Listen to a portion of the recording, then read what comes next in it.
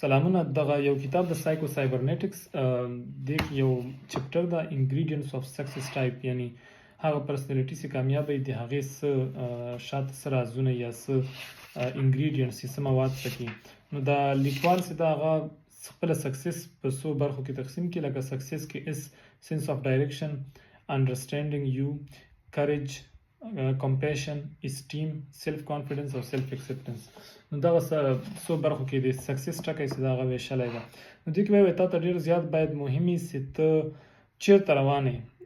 اکثر خلک زه خپله دې شي سره ډېر مخ سوی یم چې ما دغه کله ډګریانې پوره کړلې، جاب هم راته میلاو سو، هر څه. نو ما ویل چې هر څه خلاص سو، نو هر څه خلاص نه سو. دې کې سړی ډېر کنفیوز شي. نو ته باید کوم کس چې ګول ونه لري، کوم کس چې فارورډ لوکینګ نه اوسېږي، یا کوم کس چې نوسټالجیا ډیولپ نه کړي د فیوچر لپاره، هغه نو مړ ده، بس هغه نو څه کوي ژوند کې. نو موږ باید اکسایټډ اوسېږو فیوچر لپاره. موږ باید هغه ګولز او هغه اهداف ځان ته وټاکو چې راتلونکي کې زه پکې څه شی کوم، څه شي لپاره زه سترګې په لار یم. هغه د یوسف جان خبره وایي، سترګې د چاته دي، سترګې د چېرته دي. نو خپل کوشش وکړئ چې ګولز ځان ته هغه کې سم وټاکئ. بل انډرسټینډینګ چې د هغه ډېر مهم ده. یو افیکټ، یو کار اوس یو چا یو شی وکړه، یو چا چې د لاسونو نه د سټکونه وباسل، اوس هغه فیکټس هغه کار اوس که دې کې زه دا اوپینین بیلډ کړم چې دا یې د ما له کس نه داسې وکړل، نو دلته مشکل جوړیږي.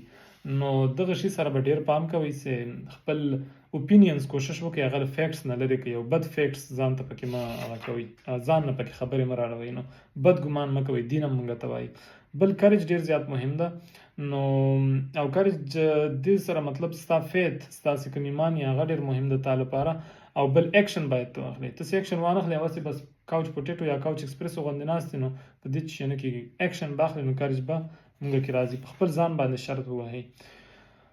او بل چې د کمپیشن چې د هغه ډېر زیات مهمه ده. او بل کله چې موږ کمپیشن خبره کوو، موږ خپل ځان ته باید په ښه نظر وګورو، په ښه خپل ځان ته ارزښت ورکړو. دا له راځي چې کله موږ بل چاته ارزښت ورکړو، نو کله چې موږ نور خلکو ته په اهمیت ورکړو، کله چې موږ نور خلک امپورټنټ کنسیډر کړو، نو بیا موږ کې هم دغه خپل ځان هم موږ ته امپورټنټ ښکارېږي.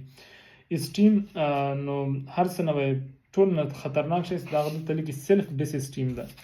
نو خپل ځان چې د هغه کوشش وکړئ چې خپل ځان ته داسې یو شی ډیولپ کړئ چې خپل ځان خوښ کړئ، خپل ځان نه مطمئنه اوسېږئ. دوی وایي چې سیلف ایمیج چې د هغه بدل کړئ، خپل په کوم انداز چې ته ځان ته ګورې نو هغه بدل کړئ. تا خو ډېر کامیابي حاصلې کړي دي، نو هغې ته خپل هغه وکړئ، نظر واچوئ. ښه سیلف کانفیډنس، پریکټس سره سیلف کانفیډنس راځي. ریګولر به خبرې کوئ، او خپل پخواني چې کوم نیګیټیو تاټس دي هغه به ریسایکل بین کې واچوئ، او پازیټیو تاټس چې دي په هغې به فوکس وکړئ. دا سخت کار ده، خو پریکټس غواړي. نو زه خپله لګیا یم پریکټس کوم اوس. نو ورسره چې د سیلف اکسپټنس، دوی وایي چې موږ هر چا بد لمحې پخوا درلودلې، یا بد کارونه یا څه غلطیانې موږ کړي دي، خو هغه غلطیانې ما کړي دي، هغه غلطي خو زه نه یم، ما نه سوي دي، یا ګناه ما کړې ده، خو زه خو نه یم هغه شی.